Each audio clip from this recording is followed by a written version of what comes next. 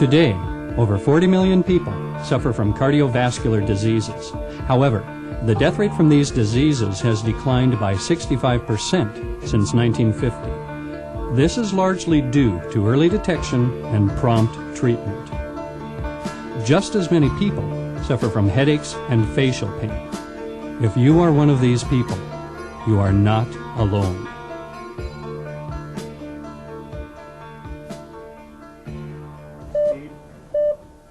When the chips are down, you want the best in medical technology and expertise. Certainly, this is true for heart failure. Is your head or facial pain any less important? Prior to knowing what was wrong with me, it was like I was resigned to pain and the depression that accompanies the pain, that I was resigned to feeling bad. One of the most frustrating and discouraging part of the symptoms I had was a stiffness in my upper body that started at my neck and went all through my shoulders and up my upper back, such that any kind of stretching would hurt. It would be like there'd be a line of pain that would go up my arm, and it would hurt just to reach over and turn on the radio in my car, or putting the dishes away after emptying the dishwasher. It's a headache that involves your whole body. It wasn't just my head that hurt, everything. I was nauseated, I was sick, like I had a stomach flu. I didn't know what it was. But this happened to me several times. I'd go on a lovely vacation, come home, and have to go to bed for a week because I was so sick. And that it was a whiplash, and you know, whiplashes are in different levels, but when your teeth don't hit right and your jaw moves back, then you've got all the neck and back aches that go with it. Just a lot of frustration and being scared that it wasn't going to go away. I'd be so scared sometimes that I could cry for hours by myself. I wouldn't do it for anybody else, because I just, my sister had a baby, and I thought, the way I am, I can't have kids. I can't hardly take care of myself now. I felt very depressed when I was in that pain. It was something that I would never wish on my worst enemy.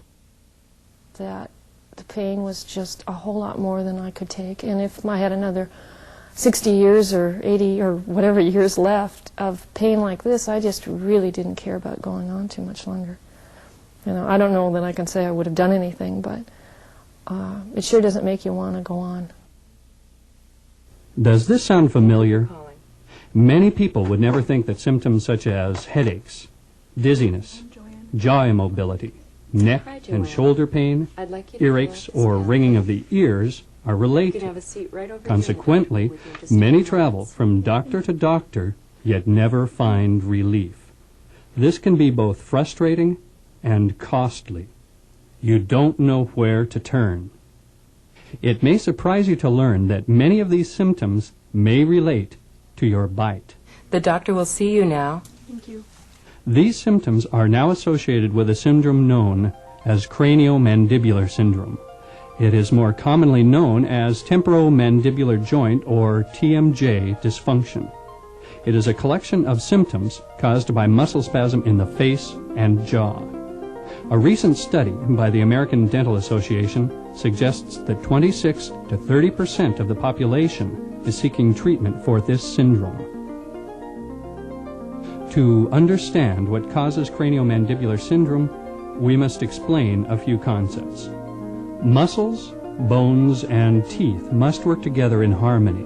The teeth are part of your jawbone. At the other end of your jawbone are the temporomandibular joints. These joints attach your jaw to your skull. You can feel them by placing your fingers just in front of your ears while opening and closing your mouth. The temporomandibular joints are very complex. They are the only joints in the body which move in 3 directions simultaneously. Also, 38% of all impulses that go to your brain pass near the temporomandibular joint area. This is why so many seemingly unrelated symptoms can occur when these joints are displaced. This model shows how each temporomandibular joint works. It is a ball and socket joint. The ball and socket do not actually touch because a thin disc of cartilage rides between them. The disc is held in place and guided by muscle. Like a bearing, it allows the joint to move smoothly. The joint is able to rotate like a hinge when the jaw begins to open. It can also translate or move forward so that the jaw can open very wide. Bones and joints are held together by muscles. When muscles contract, they allow the bones and joints to move. To function properly, muscles must work together in a balanced way. Your bite affects your muscles. If your bite isn't right, some muscles must strain to bring the teeth together. This extra work makes them shortened and stiff. Eventually, they become painful. A vicious cycle begins. The pain makes you feel tense and uptight. This worsens the muscle spasm, which in turn increases the pain. Muscle spasm can have far-reaching effects. The pain you feel may be in the jaw joints themselves, or it may radiate to the head, eyes, neck, shoulder, or even down to the arms and hands. These symptoms often do not happen overnight. As with high blood pressure, this painful condition usually develops over years and is affected by other lifestyle factors. You may notice more subtle symptoms such as clicking or popping of the jaw joints or loosening of the teeth. Clicking, popping, or grating of the jaw joints means that the disc, which cushions the ball and socket, is being displaced. Sometimes the disc becomes permanently damaged or displaced. Eventually, this can wear down the ball and cause arthritis of the joint. In a small percentage of cases, surgery may be required to correct the damaged joint. You see that many seemingly unrelated symptoms can signal a bad bite. Early diagnosis and treatment is the key to avoiding more serious complications down the road. Your condition is a medical problem which demands sophisticated technology and skills to diagnose and treat it properly. This doctor is using state-of-the-art diagnostic instrumentation. Computerized mandibular scanning measures precise movements of the jaw. Electromyography measures muscle activity.